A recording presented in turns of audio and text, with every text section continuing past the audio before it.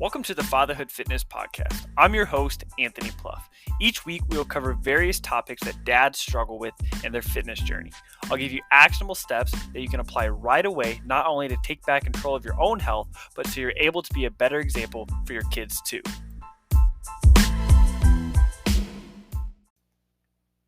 One of the hardest things to do when you're trying to lose weight is to fall in love with the process rather than the outcome. Now, that could actually probably be said for pretty much anything.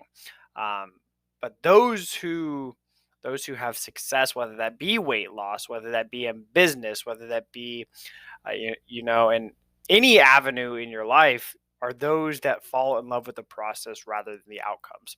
If you're building a business and the goal is to make money, then you're going to be disappointed along the way because, progress is not linear in anything you do.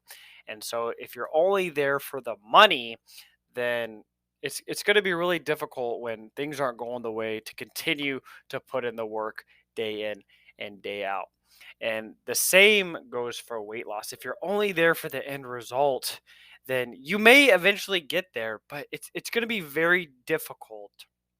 It's going to be very difficult for you to continue to have progress and to maintain those results long term. If you currently weigh 250 pounds and you want to get down to 200, there are lots of things that you can do to lose those 50 pounds, and you can lose them very quickly.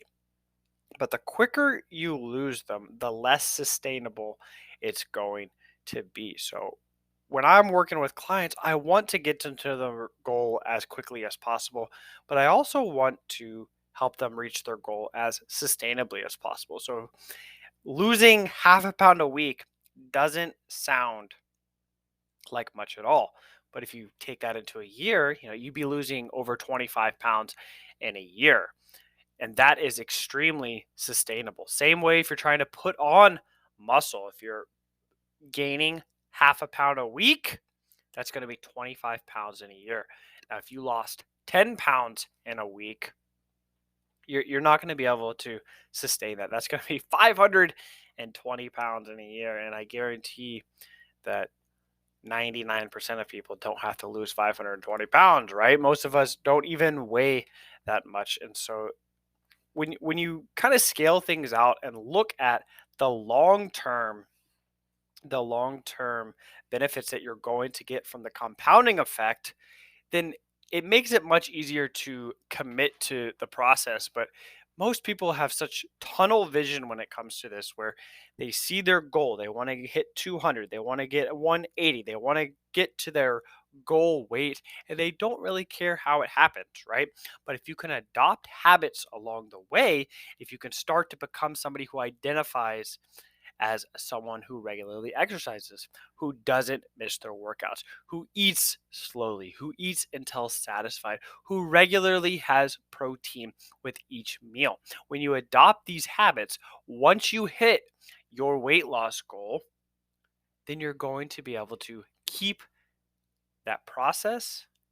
keep that progress through the process that you went through, and you're not going to have to continue to go on diets. But the reason so many people continue and try different diets, I have never met somebody, not a single person that I've ever worked with has only ever tried one thing. They've tried thousands. They've tried all these different things in order to try and lose weight, and none of them stick because they don't change their mindset. They care more about the outcome rather than the process. And I know it's so simple to say, just commit to the process, forget about the end goal, because, I do the same thing. I have goals in mind and I focus on what I want to accomplish.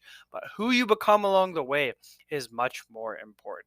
So if you want to be somebody who regularly exercises, who eats slowly, who doesn't stuff their face every single weekend and ruin their progress Monday through Friday, then you have to commit to the process. You have to work on changing yourself first so that when you do reach your goal, you're going to be able to actually enjoy it.